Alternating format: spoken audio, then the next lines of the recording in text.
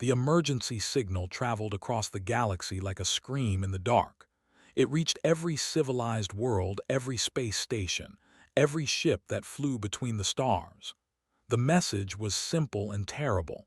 The people were dying, and they needed help. Captain sat in his chair on the bridge of the, listening to the translated message for the third time. His dark eyes were serious as he watched the holographic display. It showed a beautiful blue and green planet, much like Earth, but half of it was already covered in black and red corruption. "The Scourge," Doctor said quietly from her station. She was the ship's doctor and scientist. "I've read about it in the databases we got from our first contact with other species. It's a weapon that went wrong. Some species made it thousands of years ago, and now no one can stop it." Lieutenant checked his tactical screen. His job was to keep the ship safe. "Captain, the data says the Scourge has a 97% kill rate. Almost everything that fights it dies." Nodded slowly. He was a tall man with short black hair and scars on his hands from his years in space. "How many species have answered the call?" "None, sir," replied. "The message was sent to over 200 civilized species. No one is coming to help." The bridge went quiet. The crew of the looked at each other. They were far from Earth, exploring new regions of space. Their mission was peaceful. They were supposed to make friends, not fight wars. Stood up from her station. She was small and thin, but her voice was strong. "Captain, we have to do something. Those people will all die." "We're just one ship," said. "We have only 60 crew members. What can we do against something that kills entire planets?" Stood up and walked to the main screen. He looked at the dying world. "We can try. Send a message to Earth Command. Tell them we're going to help. Ask them to send whatever they can." "Sir," his voice was shocked. "Earth Command will say no. We're too far away and this is too dangerous." "Then I will go anyway," said calmly. "But I won't order any of you to come with me. This is volunteer only." Every hand on the bridge went up. Then every hand on the ship. All 60 crew members wanted to help. Smiled, but there were tears in her eyes. "That's humanity for you. We see someone who needs help and we can't walk away." They changed course and jumped to faster-than-light speed. It took them 3 days to reach the system. During that time, they received many messages. The Galactic Council sent warnings. They said humans were crazy. They said the Scourge would kill everyone on the ship. One message was different. It came from Earth Command. "Request approved," it said. "Reinforcements are coming. Good luck, make us proud." When they arrived at the sight was worse than the pictures. The planet was being eaten alive. The Scourge looked like black metal and red flesh mixed together. It spread across the land like a disease, consuming everything. Cities, forests, oceans, nothing could stop it. "Life signs?" asked. Checked her sensors. About 3 million left. They were a population of 40 million last month. His face was pale. "Captain, sensors show the Scourge has structures that can shoot at ships if we get too close." "Get us close," ordered. "Find the largest group of survivors and prepare landing teams." As they entered orbit, alarms screamed. The Scourge was firing at them with weapons grown from its own corrupted mass. The ship shook as energy blasts hit the shields. "Shields at 70%, called out. "Keep going," said. They found the survivors in the last clean city on the planet. Led the first landing team himself. When they stepped off the shuttle, they stared at them in fear. They were peaceful people. They looked like tall, thin birds with 4 arms and soft blue feathers. Their eyes were big and gentle. They had never fought a war in their entire history. One stepped forward. He wore robes that marked him as a leader. "You are human." His voice came through a translation device. "Yes," said. "We received your distress call. We came to help." The leader's eyes filled with water. Cried too. No one else answered. The council said they would help, but no one came. They are afraid. He paused and looked at with confusion. Your species file says you are from a Class 12, the most dangerous classification. Why would you help us? Looked up at the sky where the scourge was spreading. Because you asked for help, that's reason enough. But you will die, the said. Maybe, replied, but we're pretty hard to kill. We come from Earth. Our world spent millions of years trying to kill us. We're still here. Stepped forward with her medical equipment. We need to understand this scourge. I need samples and I need them now. Can you show me the infection sites? The leader looked terrified. It's too dangerous. Our own scientists died trying to study it. I'm not your scientist, said with a small smile. I'm from a let's see what I can do. As the humans began to work, they watched in amazement and fear. These strange creatures from a world of death had come to save them. They didn't know if they should be grateful or terrified. High above, they continued to orbit, kept the shields up as the scourge attacked. He smiled grimly. Come on, you ugly thing, Earth is here now, let's see what you've got. The battle for the had begun, and for the first time in this crisis, someone was fighting back. Doctor wore a thick protective suit as she walked into the contaminated zone. 3 scientists watched from behind a safe barrier. They thought she was walking to her death. The scourge infection looked like a nightmare. Black metal tendrils grew from the ground, mixing with pooling red organic matter.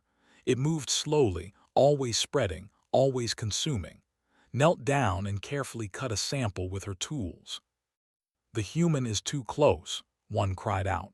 The infection spreads through the air at that distance. Looked back at them through her helmet. I know, I read your reports, but my suit filters are better than yours. She paused. Probably. She took 5 samples and walked back. They kept their distance as she entered the decontamination chamber. When she came out, she went straight to her portable lab. 3 hours later made a discovery. Captain, I need you to see this. Came to her lab along with Ambassador, who had just arrived on a shuttle from the was a middle-aged woman with sharp eyes and a calm voice. Her job was to talk with other species and make alliances. What did you find? Asked. Pointed to her screen. The scourge is both machine and living tissue. It was designed to adapt to any defense. When they tried to burn it, it became fire-resistant. When they used chemicals, it became immune. She smiled. But it was designed to fight species from normal worlds, not. Explain, said.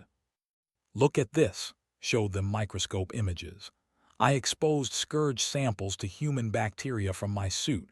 The scourge tried to adapt, but it couldn't. Earth bacteria are too aggressive, too diverse. The scourge code doesn't know what to do with them. Leaned forward. Are you saying we can use our own germs as weapons? Maybe, said, but I need to test more. I need to. She stopped and made a decision. I need to expose myself to the scourge. Absolutely not, said immediately. Captain, I have to know if human immune systems can fight it. If I'm right, we're the perfect counter to this thing. If I'm wrong, she shrugged. At least we'll know.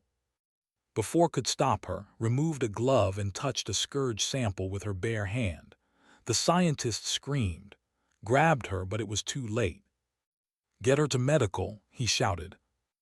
They strapped to a bed and monitored her. The scourge infection entered her bloodstream. Black lines appeared under her skin, crawling up her arm. They watched in horror, certain they were watching a human die. But something strange happened. His body temperature rose.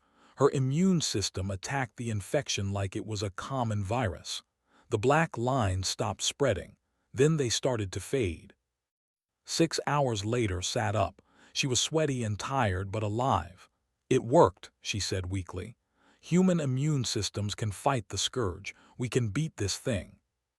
The news spread quickly. The leaders couldn't believe it.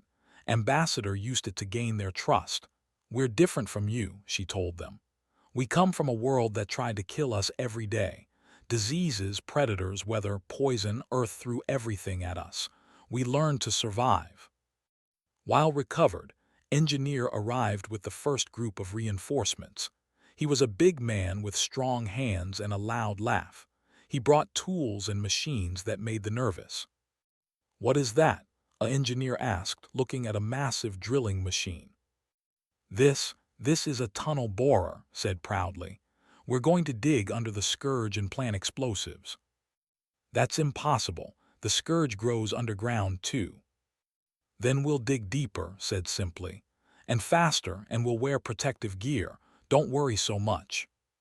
The real shock came when Corporal arrived with her Marine squad. Was a short, muscular woman with sharp eyes and quick reflexes. She led 20 Marines, all wearing heavy armor. "Where do you need us, Captain?" she asked. "The scourge is attacking the eastern wall of the city. They can't hold it." "We'll hold it," said. It wasn't a boast, it was a fact.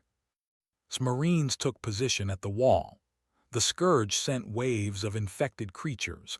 Animals and plants twisted into horrible monsters. The defenders had already retreated. "Contact in 30 seconds, one Marine called out. Checked her weapon. "Remember your training, controlled bursts, watch your corners, and no one dies today, got it?" "Yes, Corporal," her squad shouted. The scourge monsters hit the wall like a wave. The Marines opened fire. Their weapons were loud and powerful, using chemical explosives that seemed primitive but they worked. For 6 hours, squad held the wall. They didn't retreat. They didn't call for help. When ammunition ran low, they used knives. When their armor was damaged, they kept fighting. They watched in disbelief. "How are they still alive?" a soldier asked. "They're humans," another replied. This is normal for them." One of Marines got hit by a scourge weapon. The blast would have killed instantly. The Marine fell but then got back up. "That hurt," he said, and kept firing. When the battle ended, squad had 0 deaths. 3 injuries, none serious. They had killed hundreds of scourge creatures. Ambassador found cleaning her weapon. "Corporal, the military commander wants to meet you. He says your tactics are impossible." Laughed. "Tell him it's not tactics, it's just humans being humans.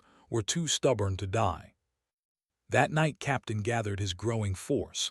More ships had arrived from Earth, more volunteers. There was no longer alone. "The scourge is adapting to our presence," told them. "It's learning. Soon it will send a major attack." "Let it come," said. "We've got machines, explosives, and a whole lot of human stubbornness." Doctor stood up, still weak but determined. "I've been working on something. If we can weaponize Earth's microorganisms, we can poison the scourge from the inside." "How long?" asked. 2 days, maybe 3. Nodded. "Then we hold for 3 days, no matter what." They looked at each other with wonder. These humans were strange and frightening. They survived impossible injuries. They fought without fear. They used crude weapons and even cruder tactics. But they were winning. For the first time since the scourge arrived, they had hope. Earth had answered their call, and Earth did not give up. The scourge attacked on the 2nd day, just before dawn. It came with everything it had. Commander stood on the deck of her ship, and watched the sensors. She had arrived 6 hours ago with 3 more Earth vessels and 200 additional soldiers. She was older than Captain, with gray in her hair and old scars on her face. "The scourge is changing its tactics," her tactical officer reported. "It's sending everything at the human positions. It's trying to crush us before we can finish the weapon." "It's afraid," said with a cold smile. "Good, fear makes mistakes." She opened the comm channel. "All human forces, this is Commander. The scourge wants a fight. Let's give it one it won't forget." On the ground, Corporal had expanded her defensive line. She now commanded 60 Marines, mixing Earth soldiers with a few brave volunteers. They were terrified but determined to defend their home. "Here they come," someone shouted. The scourge sent a wave of monsters that covered the entire horizon. Thousands of twisted creatures, all racing toward the city walls. The ground shook with their footsteps. "Hold your fire," commanded. "Wait for my signal." They wanted to shoot immediately. Their instinct was to panic, but they had learned to trust the humans. If said wait, they would wait. The monsters came closer, 50 meters, 40, 30. Now screamed, "Fire everything!" The defensive line erupted with gunfire, explosions, and energy weapons. The scourge wave hit the wall like water hitting a dam, but the humans didn't break. "Rotate positions," ordered. "First squad fall back and reload, second squad forward." The Marines moved like they had done this 100 times. One group would fire while another reloaded. It was simple but effective. They had never seen such coordination in battle. A massive scourge creature broke through the line. It was 3 meters tall, covered in metal plates and glowing red flesh. It swung a blade-like arm at a soldier. Specialist appeared from nowhere. He was the unit's combat medic, carrying medical supplies and a heavy rifle. He shot the creature in what looked like its head, then pulled the soldier to safety. "Stay down," said calmly. He checked for injuries. "You're fine, just scared. Get back in position." The was amazed. You saved me in the middle of battle." "That's my job," said. "Now move, more coming." The battle lasted 8 hours. When it finally ended, the humans had held the line. They had casualties, 12 wounded, 1 dead. They mourned with them, but they were also shocked. Only 1 death from such a massive attack. "How?" a commander asked. "How did you do this?" "Training," said tiredly.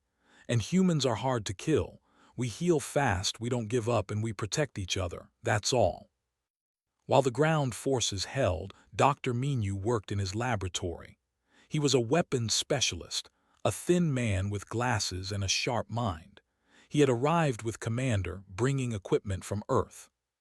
"This is disgusting," he said cheerfully, looking at samples under his microscope. "And perfect." Doctor came to check his progress. She was fully recovered from her infection. "What did you find?" "Everything," Minu said.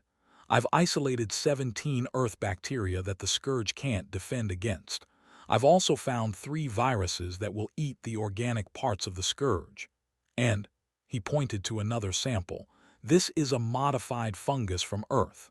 It will spread through the scourge's metal parts and make them brittle." "Can you weaponize it?" "Already done, look." He showed her a container of gray powder. "This contains all of it. Bacteria, viruses, fungal spores. We spray it on the scourge and nature does the rest." "How long until it works?" "Unknown. Could be days, could be weeks. But once it starts, it won't stop. The scourge has never faced Earth's ecosystem. It doesn't know how to fight life that evolved on a." Captain approved the plan, but Commander added her own twist. "We need to lure the scourge into one location," she said. "If we spread the weapon too thin, it might adapt before it spreads. We need a concentrated infection point."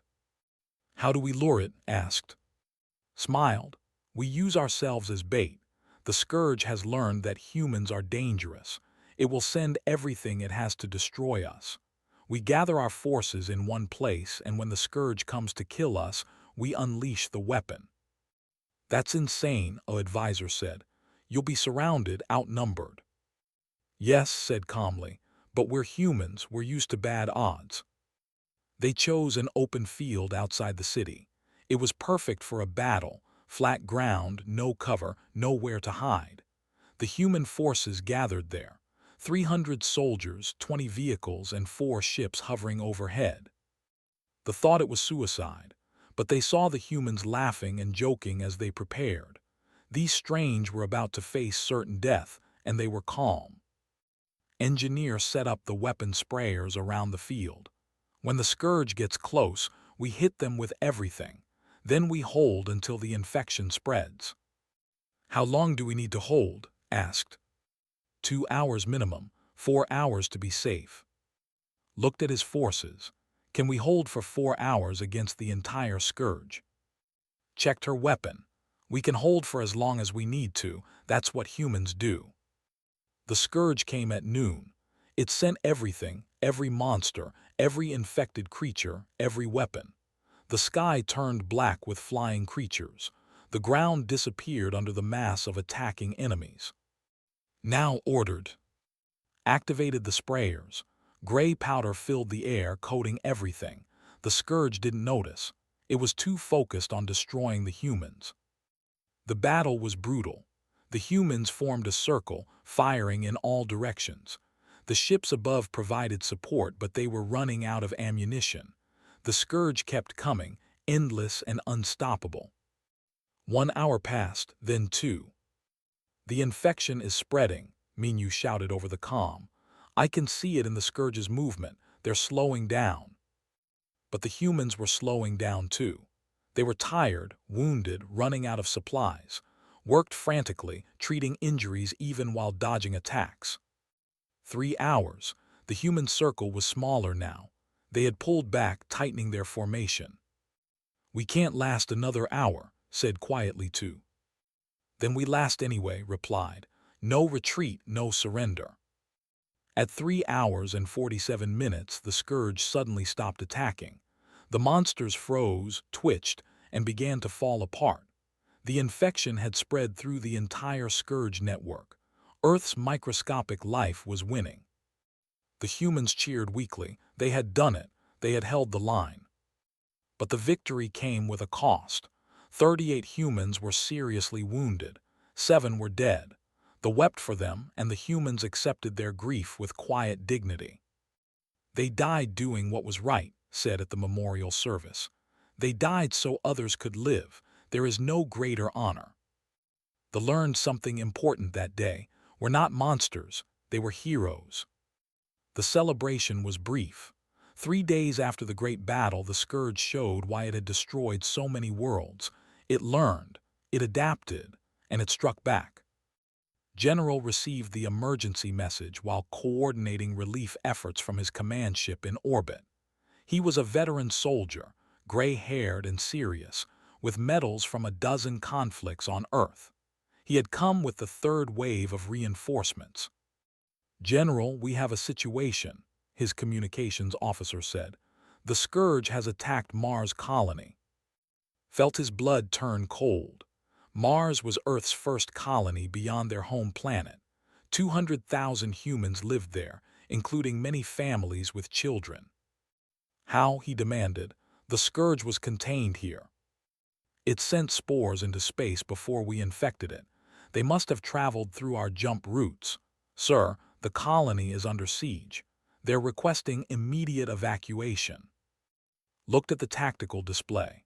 Mars was 6 days away at maximum speed. The Scourge would consume the colony in 3. "Send every available ship," he ordered, "and tell the colony to prepare for ground defense." He paused. "Tell them Earth is coming."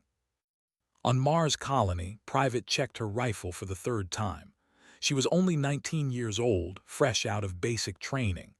This was supposed to be a peaceful posting, guard duty on a colony world. Now the Scourge was at their walls. "First time in real combat?" asked Sergeant, an older soldier with kind eyes. "Yes, Sergeant," admitted. "Scared?" "Terrified?" Smiled. "Good. Fear keeps you alive. Just remember your training and stay with your squad. We protect each other." The colony had 30,000 civilians and only 500 soldiers. They had mining equipment, construction robots, and farming tools. Not much to fight a war. But they had something else. They had human determination. The colony administrator, a civilian named, organized the evacuation. Women, children, and elderly went to the shelters first. Then able-bodied civilians picked up whatever weapons they could find. "I'm a farmer, not a soldier," one man said. "Today you're both," replied. "We hold until Earth arrives." The Scourge attacked on the 2nd day. It came up from the ground, bursting through the Martian soil. The colony's automated defenses opened fire, but there were too many infected creatures. Private stood at the northern wall with her squad. Her hands shook as she aimed her rifle. The Scourge monsters looked even worse than the pictures. Twisted metal and rotting flesh, moving with unnatural speed. "Steady," Sergeant said. "Wait for the order." The monsters came closer, could smell them now, like burning plastic and dead meat. Fire shouted, pulled the trigger. Her rifle kicked against her shoulder. The first shot missed. The second hit a monster in the chest, but it kept coming. The third shot hit its head and it finally fell. Keep firing, ordered, don't stop. The battle lasted 12 hours. When it ended, Squad had held their section of wall, but they had lost people, good people, friends. Sat against the wall, exhausted and covered in dirt. Sergeant sat beside her. You did well, he said. I was so scared, whispered. We all were, but you didn't run. That's what matters. The Scourge attacked again the next day, and the day after that. The colony defenders were running out of ammunition and energy. People were wounded, tired, and desperate. On the third day, when it seemed all hope was lost, the sky filled with Earth ships. General led the relief force personally. 20 warships, carrying 2,000 soldiers and enough firepower to level a mountain. They descended on Mars colony like angels of war. This is General to Mars colony. We're here. Hold on just a little longer. The landing was textbook perfect. Ships provided air support while soldiers deployed in waves. They hit the Scourge from behind, catching it between the colony defenders and the relief force. Scientist came with the general. He was young but brilliant, carrying samples of the anti-Scourge weapon from the Deploy it around the entire colony perimeter, ordered. I want this Scourge infection dead by tomorrow. Worked with his team, setting up sprayers and infection points, but something was wrong. General, the Mars strain of the Scourge is different, reported. It adapted during space travel. Our weapon is working but slower, much slower. How much slower? Days instead of hours, maybe a week. Swore, we don't have a week. The colony is almost out of supplies. Then we need to buy time, said. We need to hold the line while the infection spreads. Made a difficult decision. We'll implement protocol. His officers looked shocked. Protocol was the last resort. It meant using Earth's own dangerous organisms as weapons, bacteria, viruses, even insects modified for combat. It was risky and unpredictable. Sir, if we lose control of those organisms, an officer started. We won't, said firmly. We're humans. We've been controlling dangerous life for thousands of years. This is just one more time. Released the protocol. Engineered Earth bacteria flooded the battlefield, flesh-eating microbes that could survive in Mars's thin atmosphere, fungal spores that could break down the Scourge's metal components, even modified Earth insects that laid eggs in the Scourge's organic tissue. The Scourge had never encountered anything like it. It tried to adapt, but there were too many threats, all attacking from different angles. Earth's ecosystem was too diverse, too aggressive. The battle for Mars colony lasted 7 days. The casualties were heavy. Nearly 40% of the defending soldiers were killed or wounded. Private was among the wounded, hit by shrapnel while defending a shelter full of children. Specialist who had come with the relief force treated her personally. You're going to be fine, he said, bandaging her wounds. You'll have some scars, but they'll make you look tough. Did we win? Asked weakly. We're winning, said. The Scourge is dying. You helped make that happen. When the battle finally ended, the Scourge on Mars was dead. The colony was saved, but at terrible cost. The survivors held a memorial for the fallen. General spoke at the service. These people were soldiers, farmers, engineers, and even children who picked up arms to defend their home, he said. They faced an enemy that had destroyed countless worlds. They were outnumbered, but they were human, and humans don't give up. Back on the captain received the news from Mars. His face was grim as he gathered his command staff. The Scourge is intelligent, he said. It's learning to fight us. It will keep adapting, keep trying new tactics. We need to end this now before it spreads to other worlds. Doctor pulled up a map of the infected regions. The Scourge has a central hive somewhere on this planet. If we destroy that, the entire network dies. Find it, ordered. We're going to kill this thing once and for all. The final battle was coming, and Earth was ready. The Galactic Council chamber was in chaos. Representatives from 200 species argued and shouted. They had watched Earth's battles against the Scourge with horror and fascination. Now they wanted answers. Ambassador stood calmly at the center of the chamber, waiting for silence. She wore a simple blue uniform representing Earth. Behind her, holographic displays showed the battles on the Mars colony. "Why did you help them?" demanded a council member, a creature that looked like a floating crystal. "Your species was not part of the council. You had no obligation." "Because they needed help," said simply. "That's all the obligation we needed."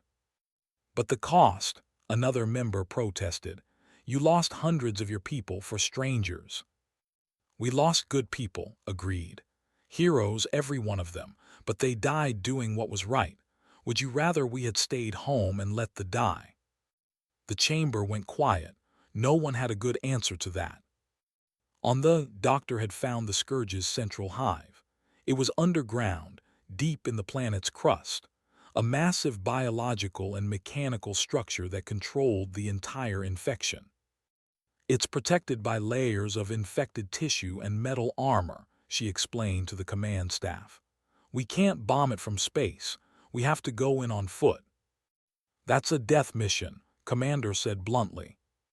"Yes," agreed, "but it's the only way to end this." Captain looked at his officers. They had been fighting for weeks now. They were tired, wounded, and running low on supplies, but their eyes were still determined.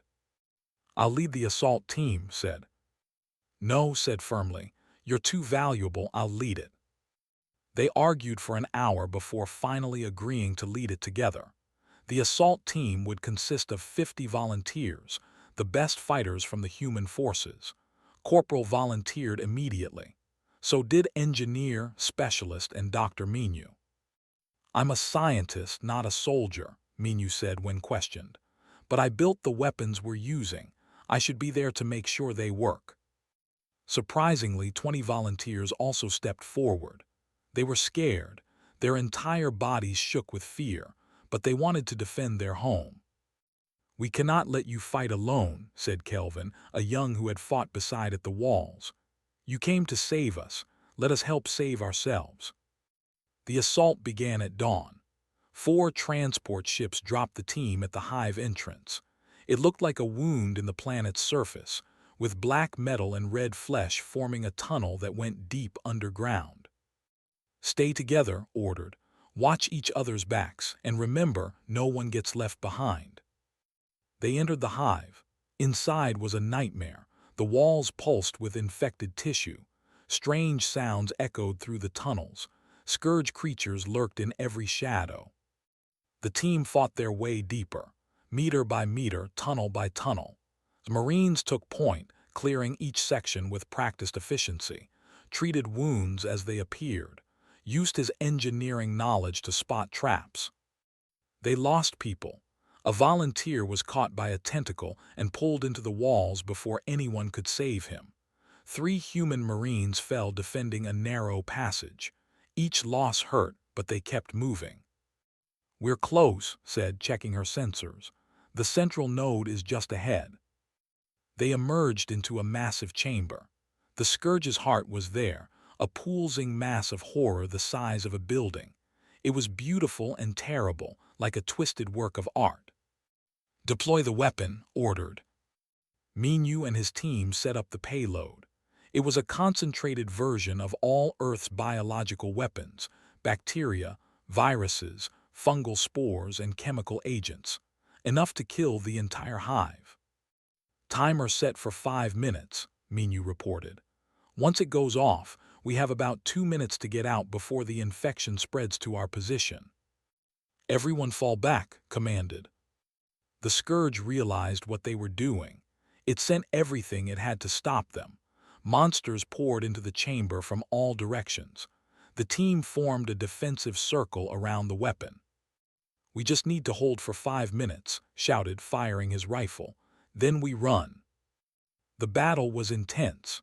The Marines created a wall of gunfire, rigged explosives to collapse tunnels and slow the Scourge's advance. They fought with desperate courage, protecting their human allies. Was everywhere, pulling wounded soldiers to safety, applying emergency treatment, then returning to the fight. He saved a dozen lives in those 5 minutes. The weapon timer hit 0.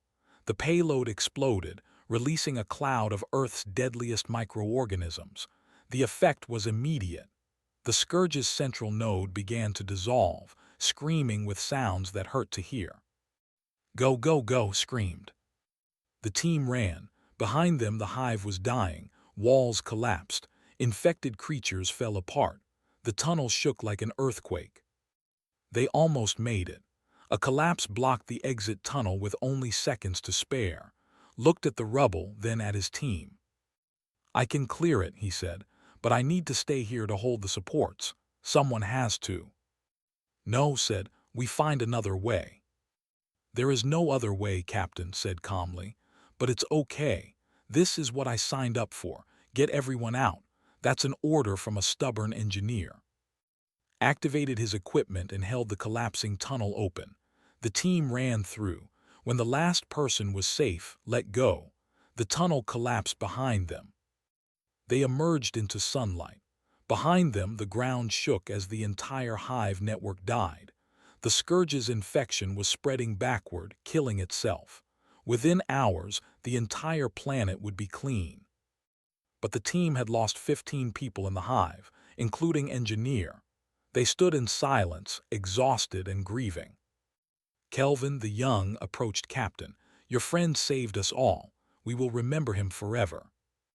Nodded, unable to speak. Back in the council chamber, Ambassador stood before the assembled representatives. "Earth requests membership in the Galactic Council," she said. "We've proven we can fight. We've proven we can sacrifice. We've proven we care about life beyond our own species." The council voted. For the first time in its history, the vote was unanimous. Earth was granted full membership with honors. The representative spoke with tears in his eyes. 200 species heard our cry for help. Only one answered. "Earth will always be our friend, our ally, our savior. We propose a new law: when death calls, answer. Let this be remembered forever." 3 months later, the rebuilding was complete. There was healing. Mars' colony was repaired and stronger than ever. Earth's volunteers returned home to parades and honors. But some stayed. Captain remained on the helping coordinate defenses. Corporal trained security forces. Doctor opened a research facility studying biology. And Earth established something new, the First Responders Corps. Volunteers ready to answer any distress call in the galaxy. Their motto was simple: "We answer." Private, recovered from her wounds, joined the Corps immediately. So did thousands of others. 6 months after the Scourge War ended, a new distress signal reached Earth. A species called the were under attack by space pirates. They were peaceful traders with no military. The signal reached Earth at midnight. By dawn, 3 ships were already in space, heading to help. On the bridge of the lead ship, Captain smiled. Around him, his crew prepared for whatever was coming. Doctor checked her medical supplies, inspected weapons, reviewed emergency medical procedures. "Here we go again," said. "Here we go again," his crew replied. Because that's what humans did. When someone called for help, Earth answered, every single time. The galaxy had learned its lesson. We're not monsters to be feared. They were heroes to be grateful for. And as long as there were humans in the stars, no cry for help would go unanswered. The legend spread across 1,000 worlds.